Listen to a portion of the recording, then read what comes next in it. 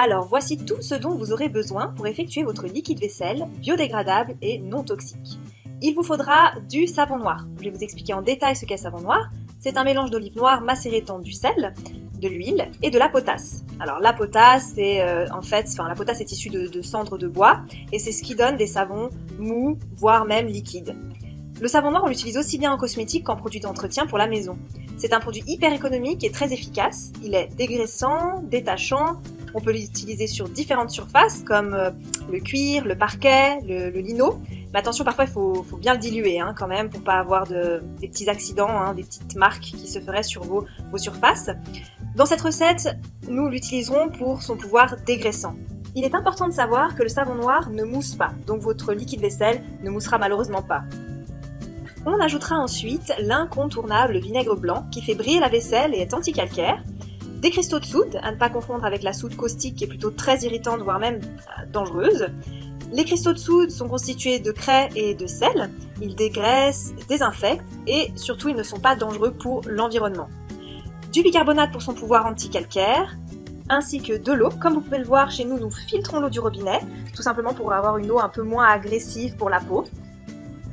Et enfin, de l'huile essentielle. Alors moi j'ai choisi l'huile essentielle de pamplemousse pour l'odeur, mais vous pouvez choisir une huile essentielle de basilic par exemple, qui donnera une odeur très sympathique à votre produit. Concernant le matériel, il vous faudra un saladier, un entonnoir, une cuillère, un flacon vide pouvant contenir votre liquide vaisselle, et je viens de me rendre compte que le doseur ne nous sert à strictement rien du tout. Alors c'est parti pour la recette. Comme d'habitude, on commence toujours par désinfecter le contenant. Puis on débute avec les 25 cuillères de savon noir. Je précise qu'il y a des savons noirs qui sont beaucoup plus visqueux que le mien. Si c'est le cas du vôtre, vous n'aurez pas besoin de mettre autant de cuillères, entre 15 et 20, parfois ça suffit largement. Puis une cuillère à soupe de bicarbonate, puis une cuillère à soupe de vinaigre blanc que vous essayerez de ne pas verser sur le bicarbonate, sinon votre mélange va mousser.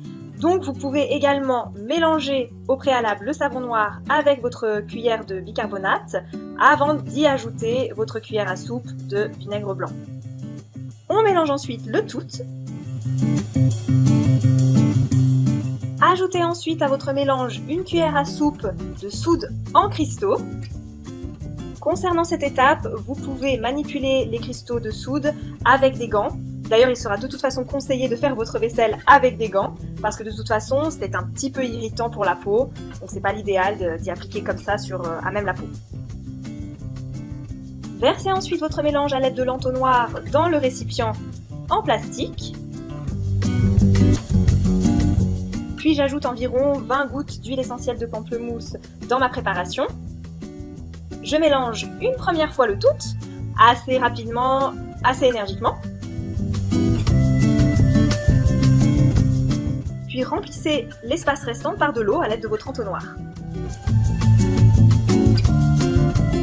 Mélangez une dernière fois votre produit et voilà, c'est terminé. Sachez que si vous souhaitez avoir un produit qui se rapproche beaucoup plus d'un gel, parce que là c'est véritablement un liquide, donc d'un gel qui mousse, vous pouvez remplacer le savon noir par 2 cuillères à soupe environ de savon de Marseille en copeaux que vous laisserez fondre dans 500 ml d'eau environ. Puis vous pourrez ajouter tous les autres ingrédients que nous avons déjà mis à appliquer à notre recette. Vous laisserez refroidir, puis vous mettrez le tout dans votre contenant vide, puis vous terminerez par les huiles essentielles.